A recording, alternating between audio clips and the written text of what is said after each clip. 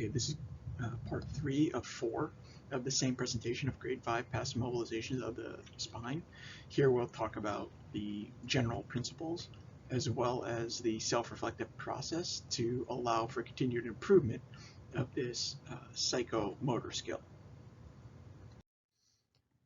Okay, next on the agenda is the introduction of general principles for HVLA techniques.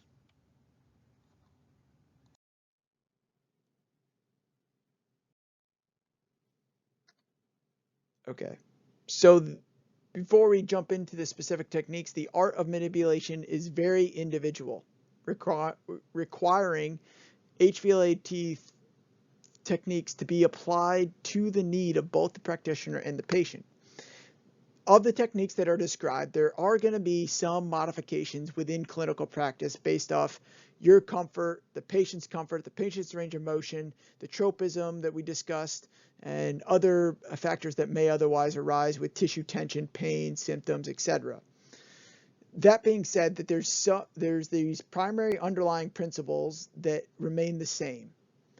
The principles can be summarized as follows: excluding contraindications, obtaining informed consent, ensuring patient comfort, ensuring operator comfort and optimal posture, using the spinal locking or apposition, and then identifying appropriate pre-positioning tissue tension, and then the actual application of the thrust itself. If these principles are applied, HVLAT techniques provide safe and effective treatment options. All right, so the first concept that I want to introduce is minimal leverage positioning versus barrier positioning. So operational definitions, the barrier positioning is positioning the facets where slack has been removed from the soft tissue and the facet joints are essentially quote-unquote locked or engaged at their end range of motion. It's thought to be most effective to achieve the goal of gapping the facet joints, enabling it to move beyond its normal physiological range of motion without exceeding an anatomical limit.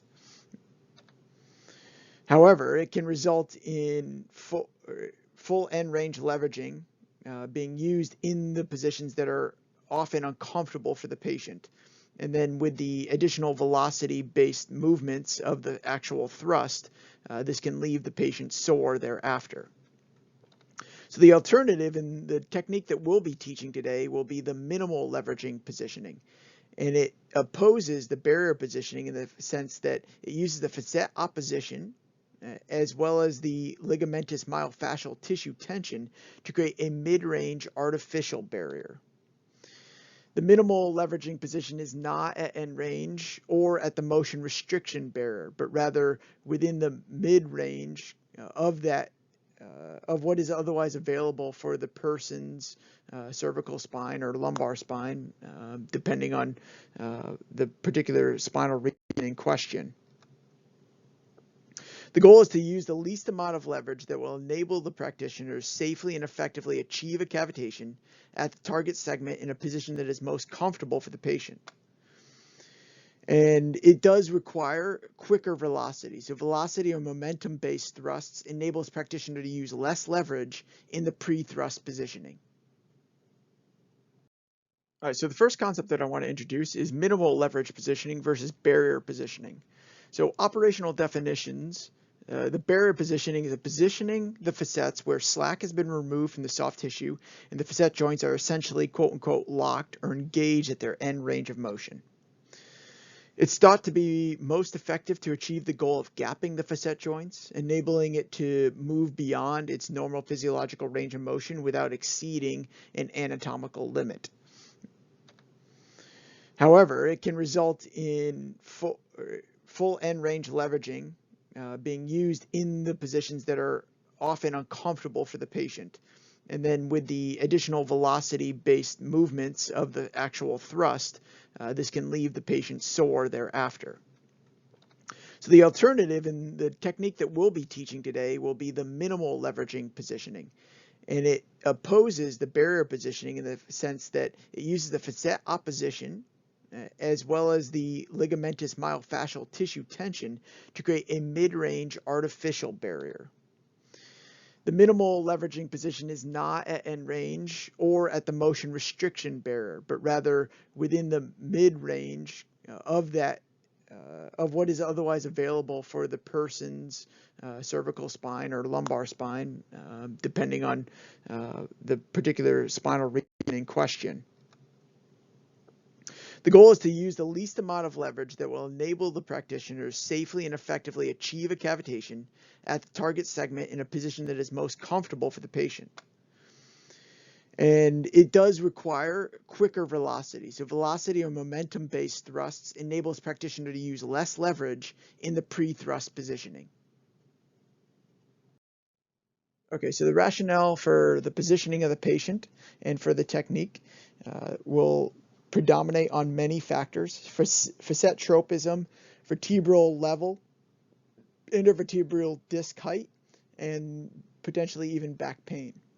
There will be occasions when the model outlined needs to be modified to suit the individual patient. So take what we've discussed as like a theory approach. However, within clinical practice, there may be some alternatives and additional levers that need to be applied. And as you become more comfortable with the said techniques, you'll start to recognize these scenarios and what additional levers need to be applied in order to be successful with the minimal leveraging barrier positioning. The operator will need to adjust the patient position to facilitate effective localization of forces and patient comfort. To achieve this, the operator must develop the palpatory skills necessary to sense the appropriate pre-thrust tensioning and the leveraging before delivering the high velocity, low amplitude thrust. So on the last slide, we introduced the fact that facet tropism may be a factor that would otherwise determine the positioning and or the coupling motions that you introduce. And so if you're familiar with it, great. If you're not, I just want to take a moment and recognize what it is. And so facet tropism is when there's an altered angle of the facet joints as they align at a given segment of the spine. So you can see the example here where in the quote-unquote normal, or the facet joint that does not demonstrate a tropism, is that the angle at which the facets on the left and the right meet is equal. They equal as far as the degree. However, there can be an offset of this, where if you actually draw the parallel lines in, you can do so via cross-sectional MRI image as shown here. You can see that the lines do not cross or meet at the apex or the center of the vertebral body. And an example here is where they have 35 and then 47 degrees, which would be an example of facet tropism, which may change how much flexion that you would otherwise introduce, how much rotation you would introduce at this given level, even if you did a thrust mobilization on one side versus the next. There may be subtle differences. Okay, the next general principle is running through a pre-thrust checklist. And this is really just a reference for yourself so that you can familiarize yourself with it and then mentally and more implicitly go through it within your clinical practice. So before applying the thrust, have I excluded all contraindications? Have I explained to the patient what I'm going to do? Do I have informed consent? Is the patient positioned appropriately, and are they comfortable, i.e. the minimal leveraging position? Am I in a comfortable and balanced position? Do I need to modify any pre-thrust physical or biomechanical factors? And we'll talk about what these are with the continuous improvement model of HVLA in coming sections. Have I achieved appropriate pre-thrust tissue tension, i.e. again, not at end range? Am I relaxed and confident to proceed? And is the patient relaxed and willing for me to proceed? Remember, the safe application of the HVLA thrust techniques is critically linked to comprehensive training, skill development in the delivery of minimal leveraging / non-end range techniques, and skill refinement through regular practice. Okay, so there's several ways that these techniques can be laid out and described. for clarity of the logic that is used within the manual provided, is that each individual technique is logically organized under a number of specific headings: contact points, applicators, patient positioning, operator stance, the positioning for the thrust, adjustments to achieve appropriate pre-thrust tension, immediately pre-thrust, and then the actual delivery of the thrust. And then you'll notice also within the lab manual that there's QR codes that you can scan, so that as you read through these logical points, that you can also visualize the technique live time.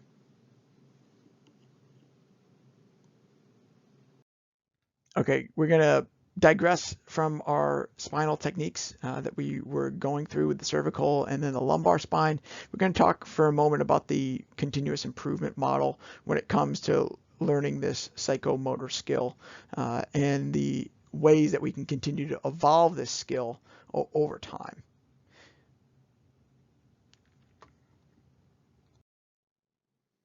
The continuous improvement model as a means of self-reflection for HVLAT mobilization technique. Okay, so in order to continue to improve and elaborate and refine the skills that you gain in today's lecture and lab session, it's going to be important for you to be able to properly self-reflect on the different components that are introduced and the different factors that go into performing an HVLAT. And this model is essentially a guide to help facilitate that self-reflective process. So the model starts with actually performing a thrust technique. Then considering, in the presence, if the technique does not go as otherwise expected or optimal in your opinion and or the patient's, then there's going to be a general technique analysis. Once you do that, the next step is to look a little bit closer at the practitioner and the patient variables. Consider the physical and biomechanical modifiable factors. Identify the specific area for improvement based off the 3 different sections previously described. And then return to detailed technique description, and then continue to practice. And so we'll step through essentially the components of each of these major categories, starting with the general technique analysis. So you can lump this into incorrect selection of the technique, inadequate localization of force, or ineffective thrust. And you can break these down even further into the following points. So incorrect selection of the technique. The practitioner is too small and the patient is too large. The practitioner has physical limitations that limit effective delivery of the technique. The practitioner inexperience with the selected technique.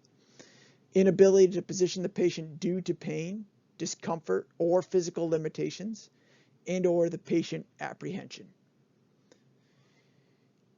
Inadequate localization of force can be broken down into the 3 following points: incorrect application of the primary, secondary, or tertiary levers, inability to recognize appropriate pre-thrust tension.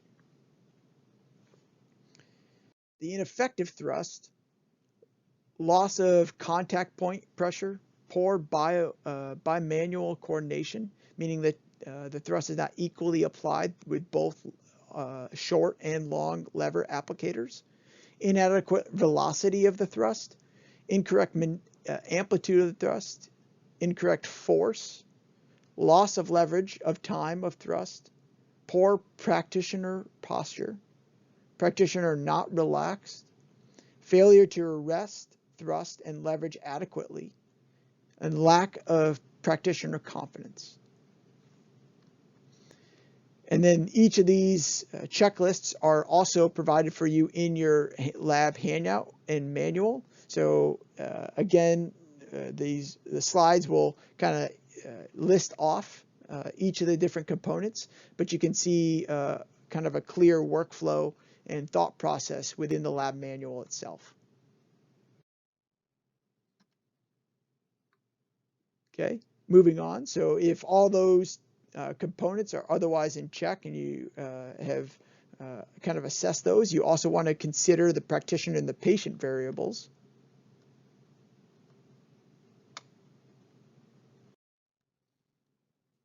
Okay, so the common faults for the patient and the practitioner variables include the following. The patient's not comfortably positioned. They're not relaxed. Potentially rough patient handling. This can occur particularly early on when learning a new technique, where there's a lot of co-contraction on the behalf of the operator, which makes it, which increases the actual contact pressures. The rushing of the technique, poor practitioner postures, and or lack of practitioner confidence in performing the technique.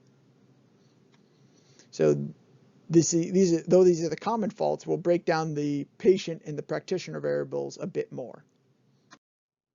The patient comfort is going to be dependent on the confidence of and trust in the practitioner, the patient's experience with prior HVLAT, slow, firm, and gentle patient handling, confident and reassuring approach by the practitioner, explanation of the technique, and informed consent, optimal patient positioning.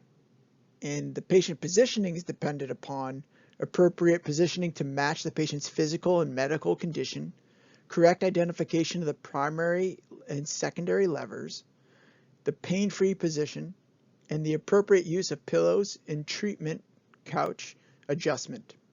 Couch here refers to the plinth.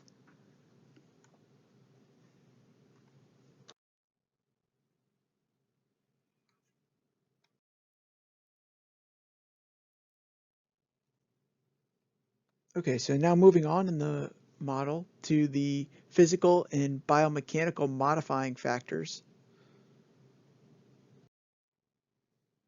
So the most common faults when it comes to the physical and biomechanical modifying factors include insufficient primary leverage, too much secondary leverage, thus leading to a locking or a barrier locking of the joints.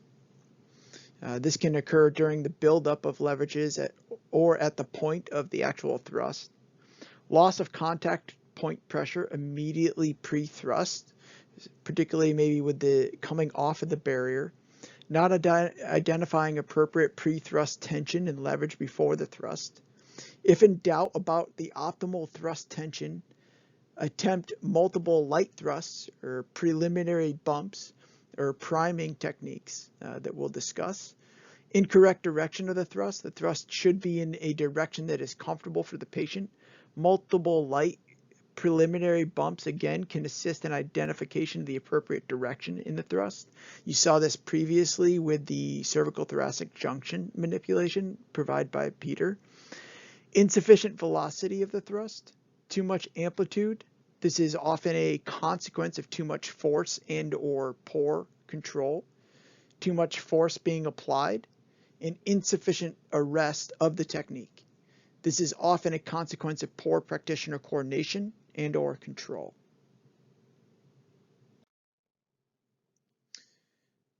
Put simply, here's a checklist that can help you think through the physical and the biomechanical modifying factors.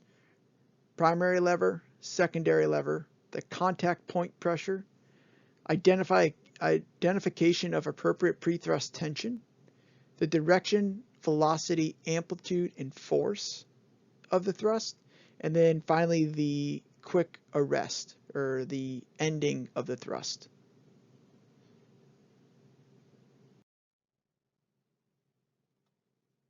Okay, and then the final steps of the continuous improvement model are going to be identifying the specific areas for improvement, and then returning to detailed technique description to better refine it if it is potentially, for example, the patient comfort, then reviewing the patient positioning and the type 1 versus type 2 coupling and ways in which you can make it more comfortable for the patient versus maybe it's really you forgot to add in one of the tertiary components that helps to better bring up the the minimal leverage barrier positioning, etc.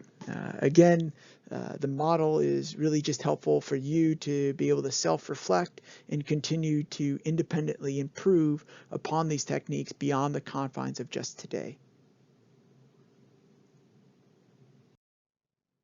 Okay, thank you all so much for listening. Please feel free to leave your comments, questions, concerns, and feedback in the sections below, or contact one of us, that is to say myself, Taylor, or Lauren directly. We'd be happy to answer and provide further detail when and where appropriate.